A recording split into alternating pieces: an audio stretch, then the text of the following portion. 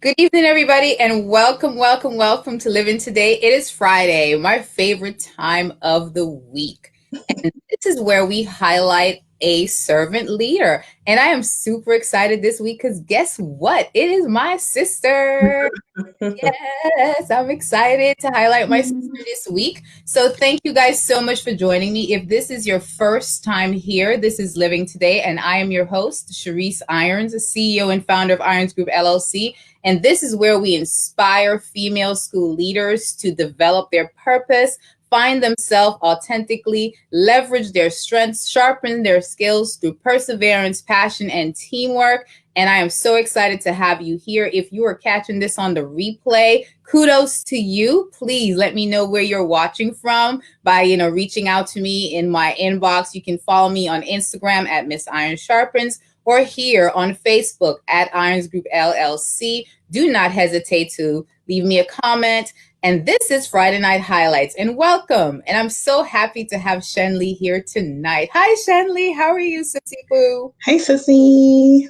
Oh, I know, right? I'm so excited to have my sister on tonight. And you guys know that I say this every single week that servant leaders are very important. These are people who give of themselves without expecting anyone in return, anything in return. And I always say that this is the highest quality. Servant leadership is the highest quality of a leader. And my sister is a young adult, and we've been doing highlights of young adults and honoring young adults. I've done a few of them over the past few weeks. We've been highlighting young adults, and it's kind of hard to lock down young adults lately, especially the ones that are moving and shaking. And trying to get my sister on here was no easy task, you guys, because she is super busy, right, Shanley? I try not to be, but I know, right? So how are you, Sissy Boo? How you doing out there? not horrible. I guess taking it one day at a time, just moving as the day goes. Try to get through. Well, let me tell everybody a little bit about you. I know you, but everybody doesn't know you. So I'm going to introduce my sister to you all tonight and explain to you guys why I had her on here. So, a lot of times we know people, and yes, she's my sister, but she's out there serving and leading and doing the things that sometimes we don't get honored for and recognized for, and people will need to know that you're paying attention to them. And even though she's a younger version of me, she's out there serving and leading. So let me tell you a little bit about Shenley, and then we'll just get into the interview and ask her some questions about how she's been navigating this challenging time that we've all been facing. So Shenley is 23 years old, and she's the youngest of the three of us. She graduated from St. John's University in 2017, summa cum laude. She attended Elma Memorial High School. She graduated in the very top of her class. She graduated with a Bachelor of Science from St. John's, and the degree was a communication science disorder. She minored in fashion studies. Okay, so she's a little fashionista as well. Loves clothes, you guys. She currently works full time at a hospital on Long Island as a bedboard utilization coordinator. She'll tell you about that. She uses her innovative skills with and close attention to detail to serve as a leader and an asset to her department. She kind of likes to downplay that a little bit, but she does a lot in her department. She offered her a lot of her time when she wasn't as busy as she is now, at her church, working in the summer school program when they used to have, the summer school program at her church. Shenley is extremely driven, ambitious, hardworking, talented young woman, considering her age. I don't know where she finds the time, you guys, but she has already completed 3 semesters in 1 year in the master's program for speech and language pathology at Emerson College, which is a school in Boston, Massachusetts. I don't know. She works a full-time job and is doing all the stuff too. So let's just get into the interview and find out about Shenley and what she's been doing and keeping herself busy during this time that we've all been facing. So Shenley, when are you sleeping?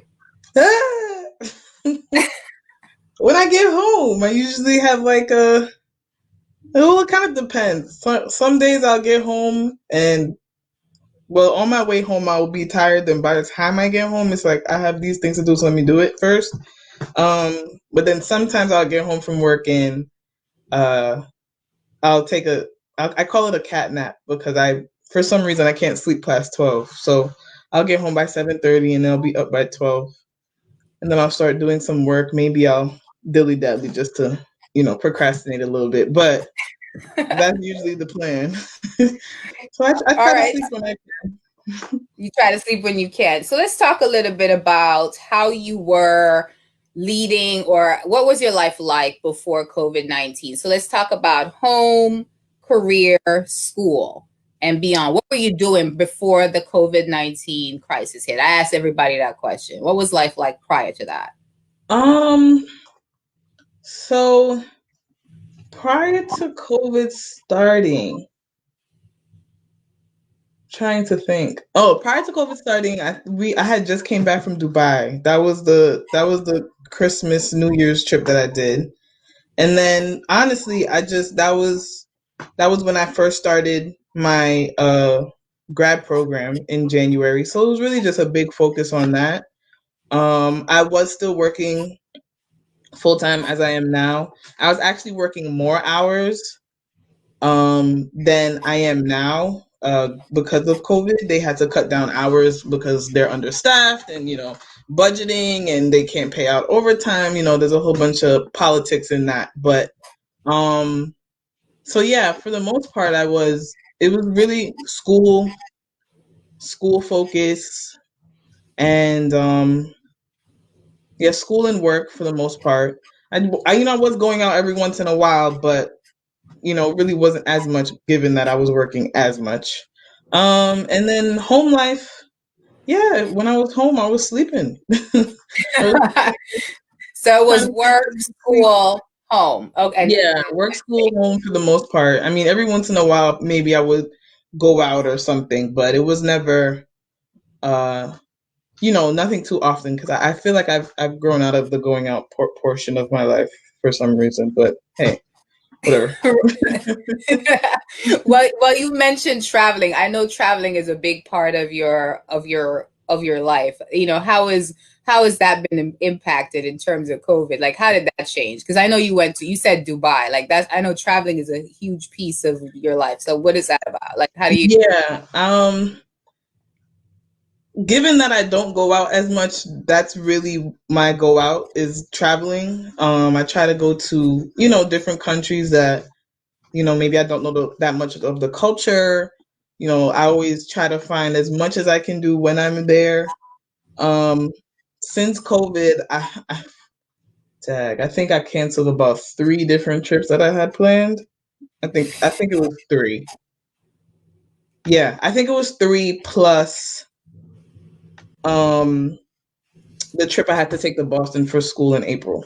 So technically it was because I decided to I wanted to make a trip out of that going to Boston for school.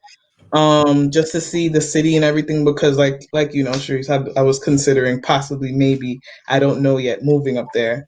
Right. Um so I was gonna take that time while I was out there to kind of just get to know the city, maybe look at some places and stuff. So that ended up getting canceled. So I ended up not going to that. I was supposed to go to Maine in February. That didn't happen. I was supposed to go to Texas. That didn't happen. I was supposed to go to I was supposed to go to California. That didn't happen. Um, so yeah, they were all in country trips, but all the same, they all got canceled. So Yes. And I know, because I know traveling is a big part of your life, and you're saying that, so all the different trips that you had planned and scheduled for yourself, because you've had to reschedule that. So what else? What other impact has happened in terms of with COVID? You talked about some of your hours getting cut at work, things like that. So what other pivots have you had to make in terms of with the COVID-19? So know your travel plans have gotten a little bit impacted. We know right. work scheduling. What about with school? So how has Um, it been changed? so with school, not the semester from January. Not my first semester was in January, and the next one started, I believe, in June. I'm about to Mhm. be done with that semester now. Um, yeah, yeah. Sorry, blinking. Yeah, that this semester that I'm about to finish now was the semester I was supposed to start my clinical placement. So basically, going out into the community, maybe working in a school, working in early intervention, working in a private practice. That was supposed to start this semester, but because of COVID, that got canceled as well. So the school decided that instead of giving us community placements, is what they refer to it as, we did what is called SimuCase. So basically, through ASHA, they approved for grad students to retain or at least start retaining clinical hours, because we need, I think, up to over 300 hours of clinical hours in order to get certified and take our praxi and everything when we're done. Um, so yeah, that's what they ended up giving us. So basically, SimuCase is just a clinical simulation. There are real patients that you're looking at, real clients that you're looking at that have real issues, and it basically just teaches you, depending on what it is, how to conduct an assessment, how to do an evaluation, the right questions to ask, the wrong questions to ask, how to write a goal, things like that. So I I can say honestly, I'm a little grateful for COVID, only in that matter, because I Mhm. feel like now, given the circumstances, I'm a little bit more prepared to go into my community placement that I'm supposed to start in September. I just Okay. have a little bit more background, so because I was a little worried starting my community placement coming out of that first semester, but since COVID kind of came in and decided to take over, um, I've been able to delay a little bit and kind of get a little bit more insight, or a little bit more experience, just especially in like the assessment, conducting assessments, kind of just making sure you ask the right questions, things like that. So it was a blessing. Obviously, it was a bigger curse, but in that regard, it was a blessing. So I am able to have a little bit more confidence when I go to my next place, when I actually start my placement in September. Okay. So I have a question about that in terms of, with your experience with working in the hospital. So you do the bedboard utilization coordinator. So like, I mean, we've talked about this and you said that. So what does that exactly entail? I mean, it probably sounds simple, but someone who's not, in the hospital may not understand that. So you kind of had I guess, a front row seat, you would say, being Yeah, during this yeah, time. So, definitely a front row seat. Um, I I can definitely say I have personally seen the volume of patients that have come in with COVID, the amount of people who have passed away. I actually know somebody that I went to high school with.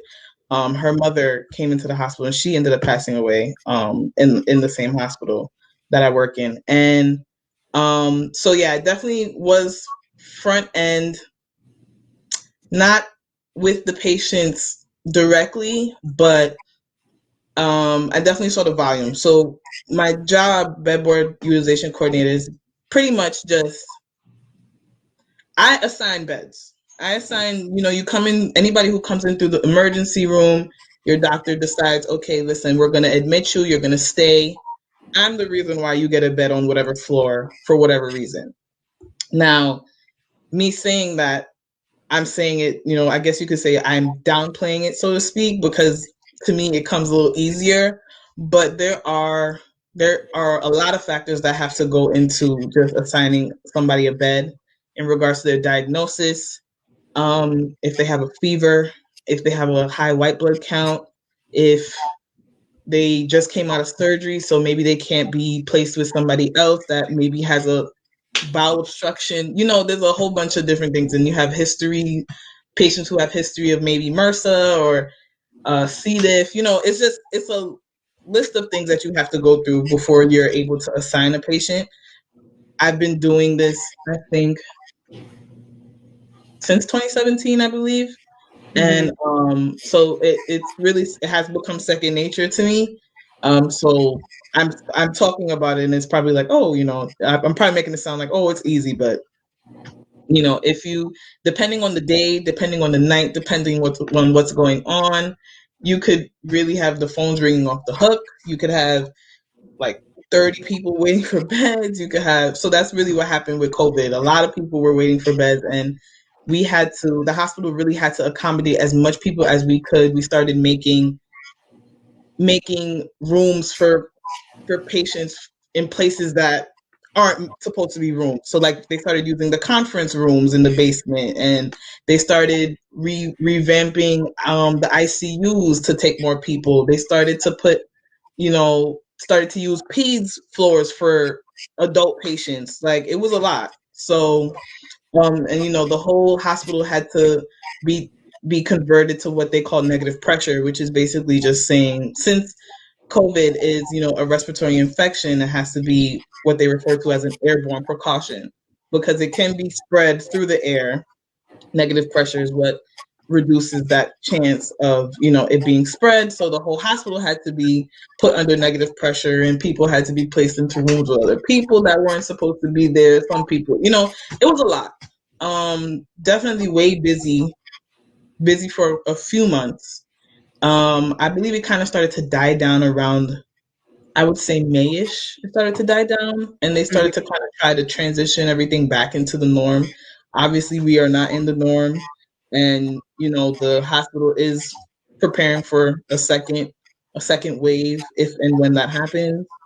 So it's really coming into the hospital, really coming into work and coming into the hospital, just hoping that it was better than the last, and hoping that the next day is better than the last, and it doesn't get too out of hand, at least compared to March and April time.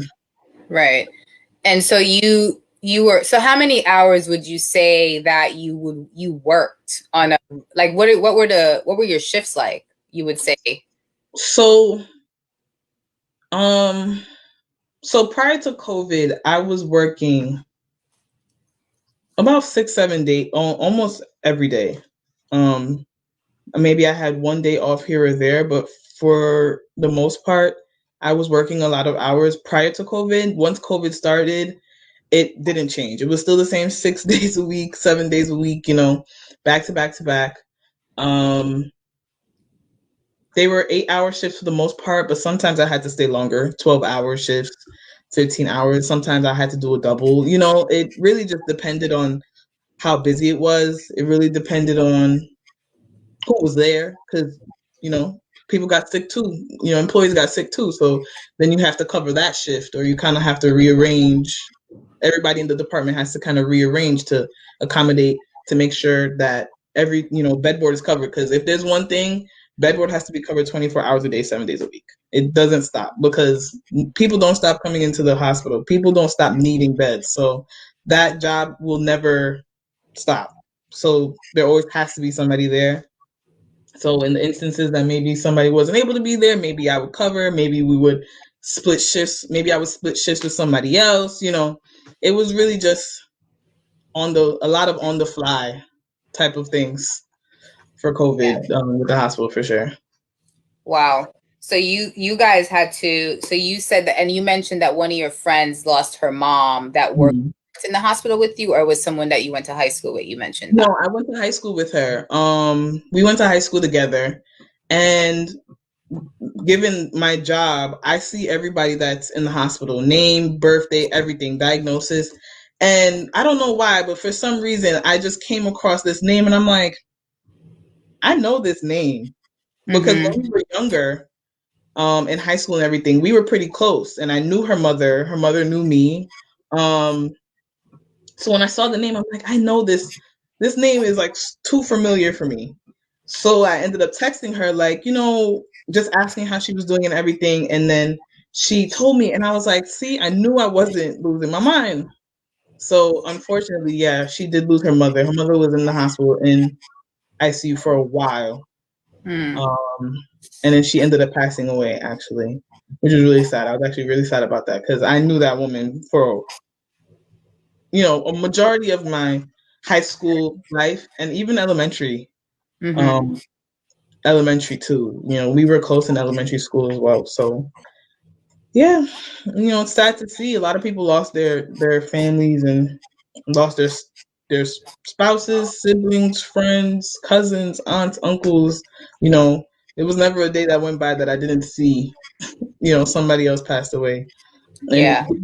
where I am located in the hospital, um, to for the people who process the death certificate, I get all the notifications when people pass away. So sometimes we were getting like 15, 20 people, 20 notifications in one night. Like, it was crazy. So, it's real. It's real life things that are going on. Yeah.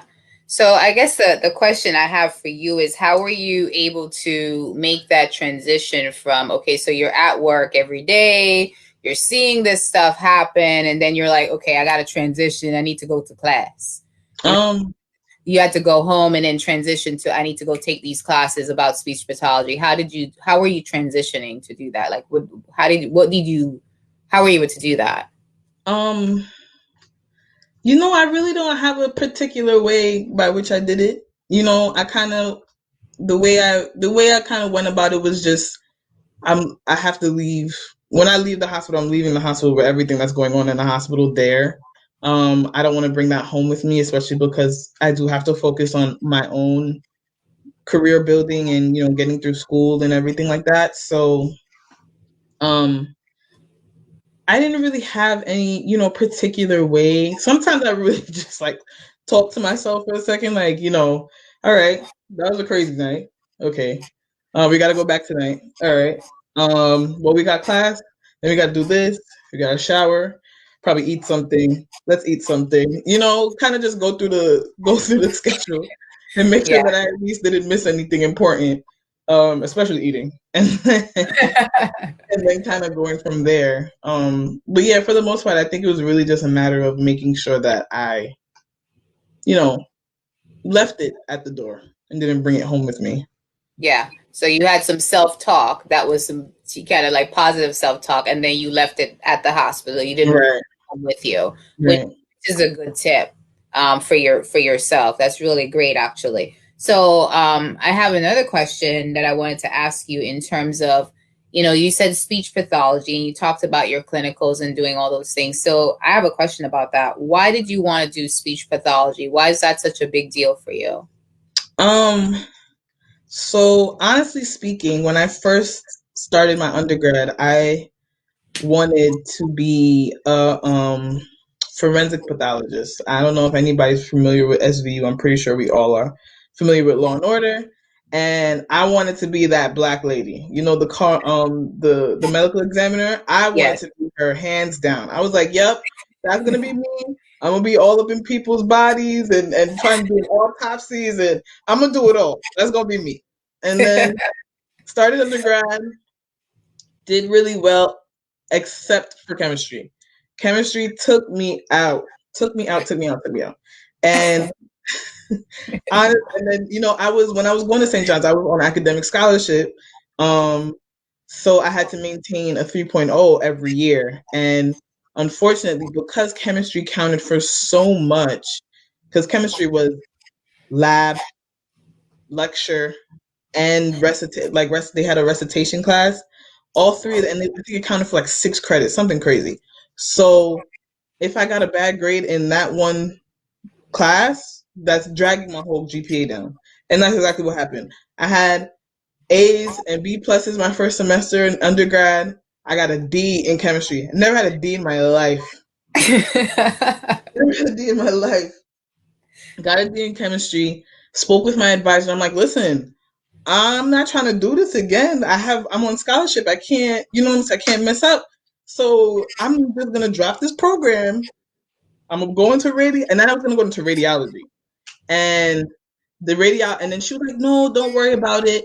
Everybody doesn't do too well their first time with chemistry. Take another semester because clearly you know what you're doing because you had all A's in all your other classes. So I'm like, I don't think this is smart, but whatever.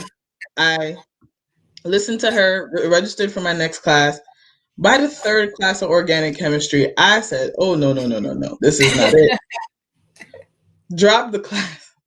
dropped the chemistry class, and then ended up changing my major to speech pathology.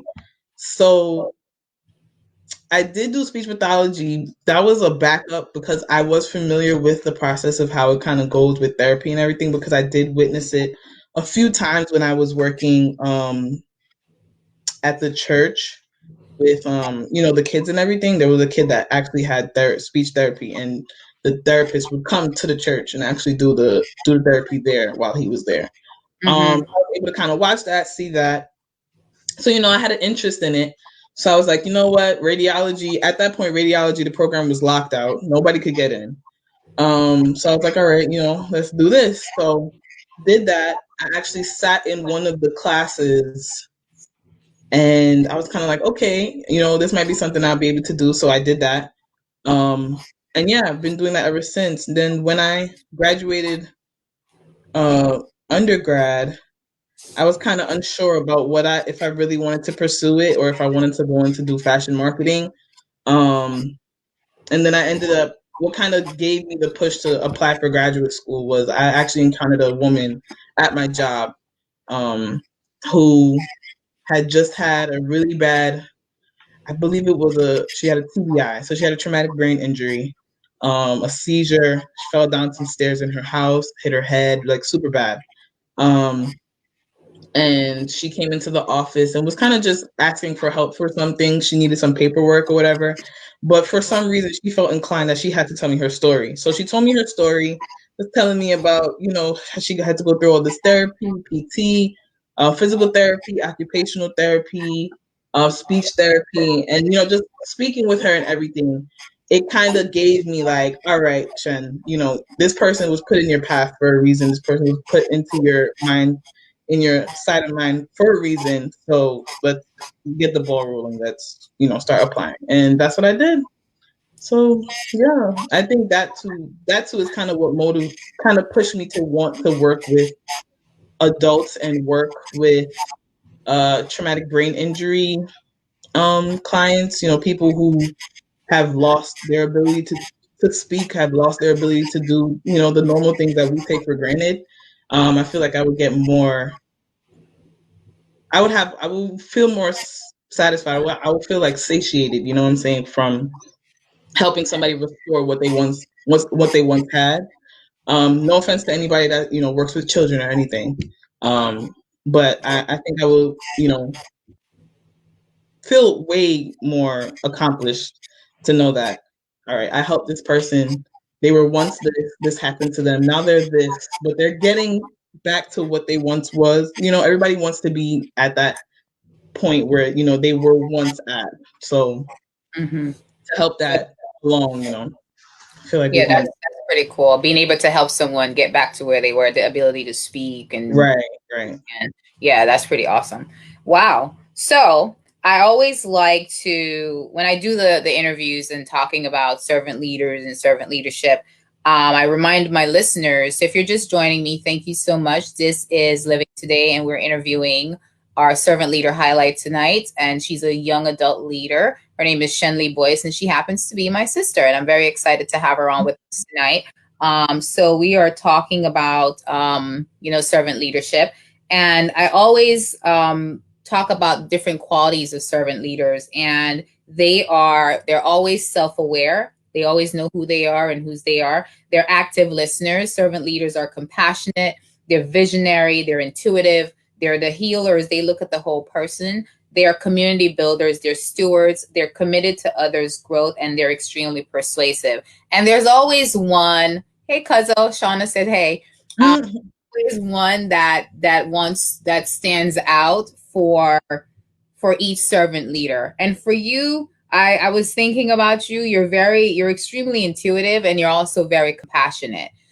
So when I was thinking about like what are the things that stand out about you, that makes you a servant leader, I would say that you're an extremely compassionate person. So why do you think it's important for you to be compassionate when you're serving and leading? Why is that a big deal to be compassionate? Um, some people will only follow you are if they're able to relate with you, if they're able to if they're comfortable with speaking with you, disclosing information, kind of just being vulnerable or being in a certain, vulnerable state. You know what I mean? I feel like to be compassionate means to really just be available to people and to assure them that you can speak with me, you can confide in me if that becomes a thing that you need to do. I don't know. I think to be compassionate, you really just have to be in tune with other people. Be in tune with what they may or may not be going through. Be in tune with what they choose to share, what they not choose to share, what they decide to cover up, what they decide to mask, and kind of just letting them lead in a sense of you're feeding off of each other. They do something, you're like, okay, let me do this. I do something, they do that. Having that connection with somebody and just allowing for them to, I guess, just speak, talk. You Yeah. be around your presence. Sometimes, you know, somebody just wants to be around your presence for whatever reason. I mean, I still to this day sometimes don't know what it is that I do specifically that causes somebody to want to be around me or want to speak with me or some. I'm just like I'm just here. You know what I mean? So It's it's your really, compassion and your intuitiveness. yeah, it's really just a matter of giving Yeah, off that energy that will allow for somebody to be comfortable and be like, okay, you know what, I feel something from this person, let me just go with the flow, let me gravitate towards them and see what happens. that's awesome. Mom says she's very proud of you. Oh, hi mom. And Shauna says she's very proud of you. So yeah, that's why I picked those two things, because you're intuitive and you're a very compassionate person. Because in order to do what you said, you have to be relatable. You have to have the ability to connect with people, Right. at a very important level where they're able to talk to you without, because they know there's not going to be any judgment. That's Right. the But servant also leader. too, there's not going to be any sugarcoating or frou-frou. That's really not it. You Ah, know what I mean? yes, 'Cause that's another exactly. thing. You have to be straight with it. You don't have to necessarily be mean or rude or sometimes. I mean, and I get that sometimes too. Sometimes I'm a little too blunt. Sometimes I'm a little too rough. But sometimes it's just a matter of, listen, this is what it is. You kind of have to just move with it or leave it alone. That's why So. we're sisters. But once you start sugarcoating things and you're leading people down a blind path, it doesn't make sense. So to avoid that in any way, shape, or form, I'm gonna say, listen, you might not like what I'm about to say, but this is it. Now, I say what I said. You can do with it as you so please. I hope you make the right decision. I hope you do the right thing. I hope this will help you out. But this is where I'm coming from. Just understand that this is what it is. This is why I'm saying this. This is why, this is what I'm expecting or I'm hoping you see and, move and go from there once I say what I say, or, vice versa. I'd Yeah, rather have somebody that's going to tell me the truth and me not like it rather than them tell me some frou-frou foolishness. And then I'm like, wait, but what happened? That didn't happen. It's like, yeah, because it wasn't going to. So yeah. that's good. So I love the frou foolishness. That's a new one. I'm gonna have to add that things, frou foolishness.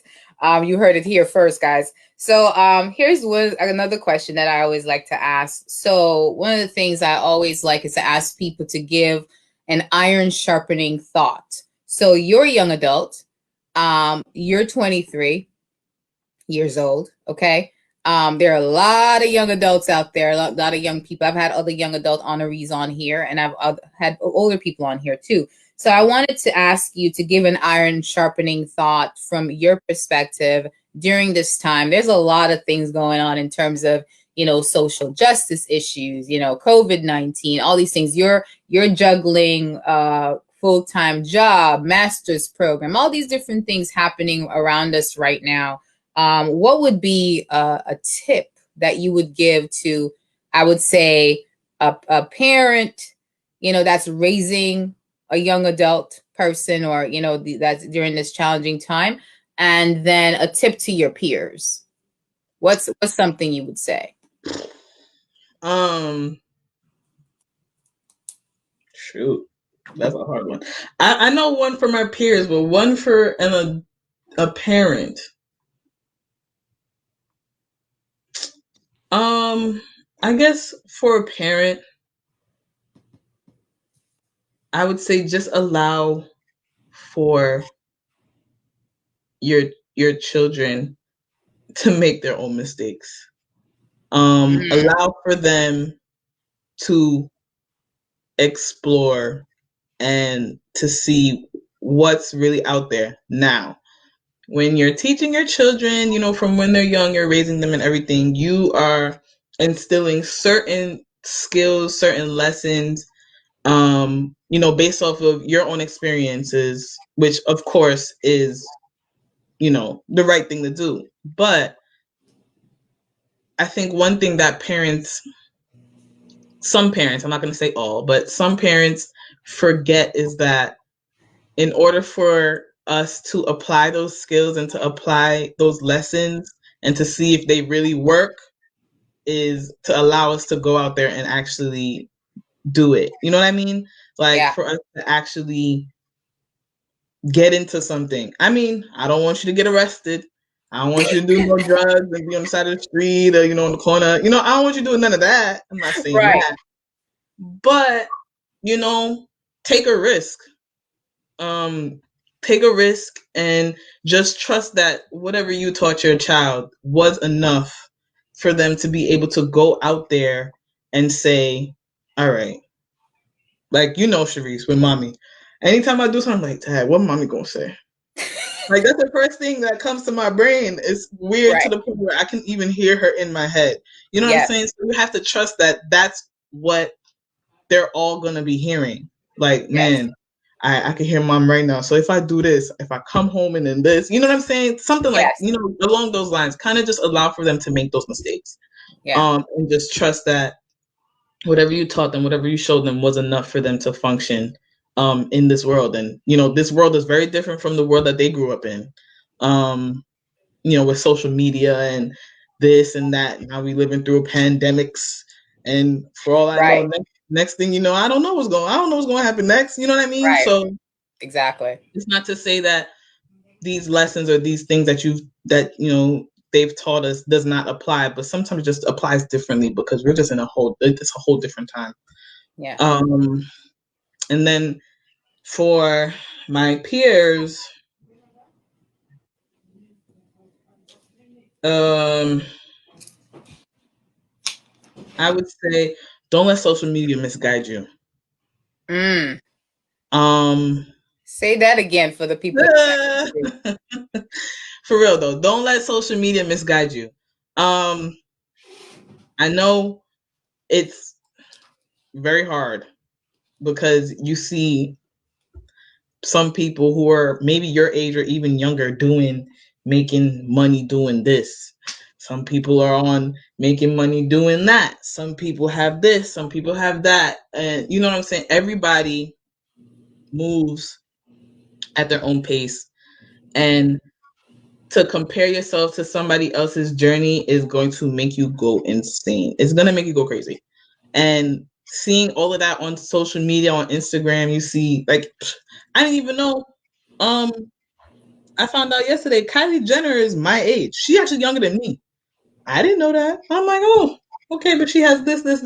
Granted, she is a celebrity, but you know what I mean. Yeah. Then you have somebody who's 19 who has their own hairline and doing whatever. Then you have somebody over here who got their body done. They got a Brazilian butt lift, and they got their breasts done, and they doing all of this stuff. And then you know what I'm saying? Like, you have all of these things, and you're comparing yourself to, okay, this person did this, so I should do this, and this will get me here. This person didn't do this, so I shouldn't do this, so this is following after people, especially people that you don't even know. You don't even know half of the time. I would say probably about 80% of the time, the things that people post on Instagram is a show. It's a show. It's something that they're just doing it to make themselves look good. But in all reality, it's not what it is. You know, people travel, like right now, people are traveling to Mexico and doing whatever, and they're posting all of these pictures, and they do half the time they're not even staying in those places. Half of the time they don't even have, they worried about money and how they gonna get home. They don't even have a round trip ticket. They, you know what I'm saying? They don't have enough money to do anything. They're Right. just going there because they want to be a part of the trend.